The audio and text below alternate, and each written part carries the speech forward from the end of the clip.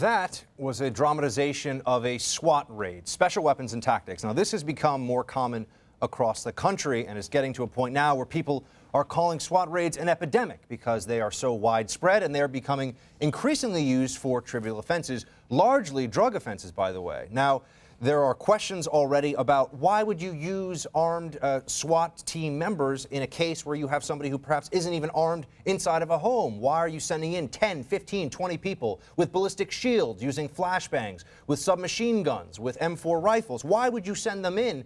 Well, it's because they have the stuff. That's right. They have the gear. And increasingly, it's becoming the case that police departments across the country are relying on SWAT teams to do basic knocks, basic go up, talk on the door, see what's going on, who's inside.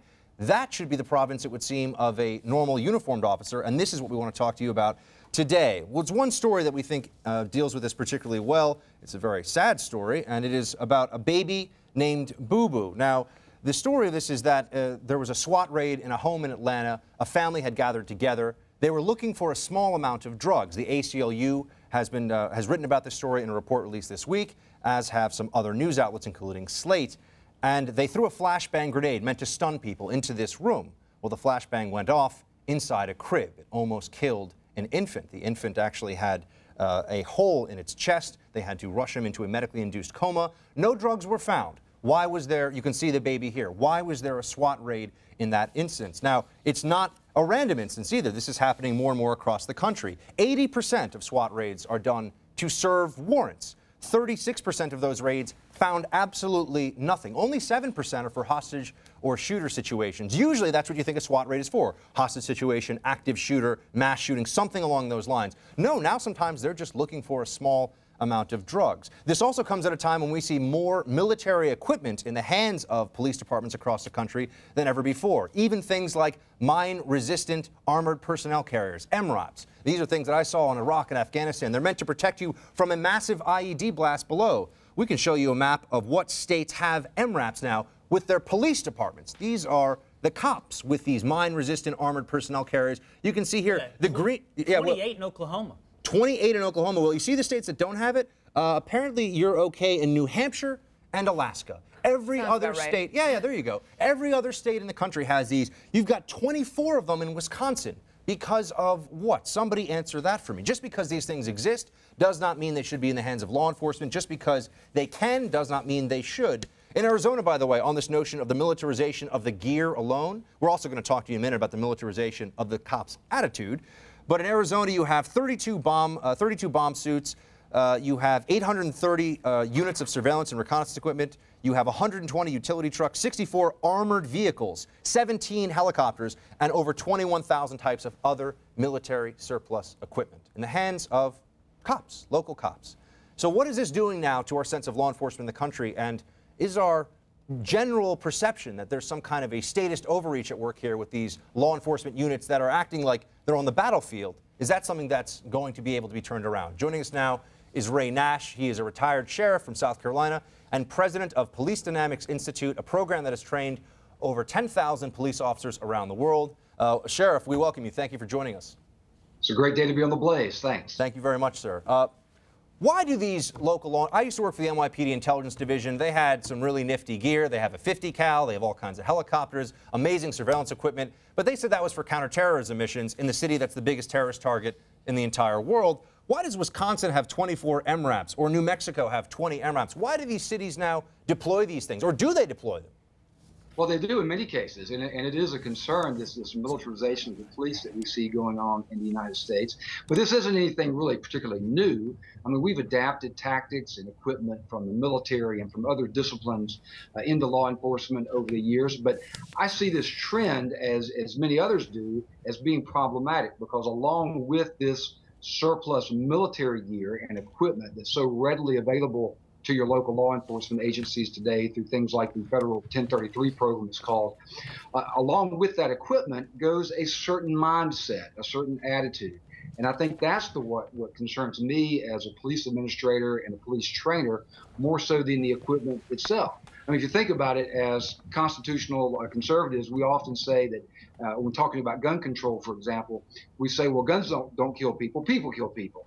And in the same way, it's not surplus military equipment that's causing the overreach of police authority. It's the overzealous, overly aggressive law enforcement officer that's using that equipment, but the equipment allows them to do it on a grander scale. Sheriff, I think that's how we have to frame the argument. Sheriff, you're getting exactly to, I think, the important point. I don't want to focus too narrowly on these MRAPs, for example, but I'm looking at the distribution of the map that Buck put up. By looking at it, what's interesting is trying to get the impulse underneath the purchase and utilization of this type of equipment. At first I looked at it, why does Oklahoma have 28? Why does Missouri have 20? And I thought, well, maybe this is a part of the fight on the meth war. But then I looked, Kentucky has 30 and has 3 and Tennessee has 30. So something's going on in different states, and that impulse you talk about underneath the purchase for these things seems a little inconsistent. So what is it? What is it in Oklahoma that's driving these things to be on every other block, whereas next door it may not be?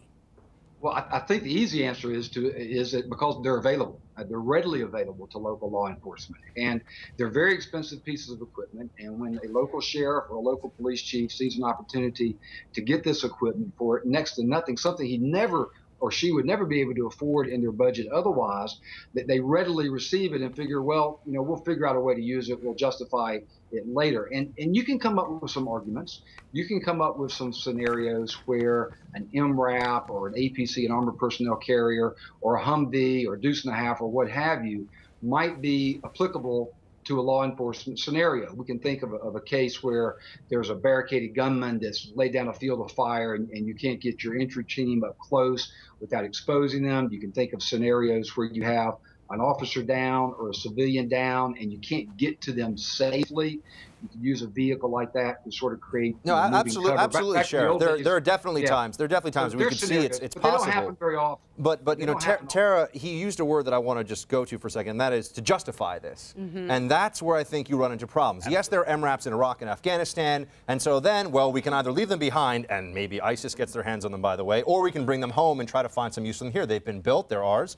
But then once you have them, there's a desire to use them. These are very expensive pieces of equipment, and then all of a sudden you have, for low-level drug raids, looking for a few bags of weed, you got people rolling up in what's essentially almost like a tank. I mean, it's a large armored personnel carrier. Yeah, no, I think that it comes from the top down. There's also this desire, money is attached to how many arrests, how many convictions, and federal dollars flow as a result of that to justify these things as well. So you have the prosecutors who are pushing for these arrests, who are pushing for these convictions, so then it funnels down to the local police officers who go, oh, we've got some nice new toys, let's use them. And they do, and you have the situations like you just showed with this little infant getting injured. But on the flip side of it too, everyone knows I come from a law enforcement family. I have I know, and I have a certain affinity and empathy for local law enforcement. I have friends in Texas who are on these task forces that have to go in and serve these search warrants and go after repeat offenders, and they're very dangerous.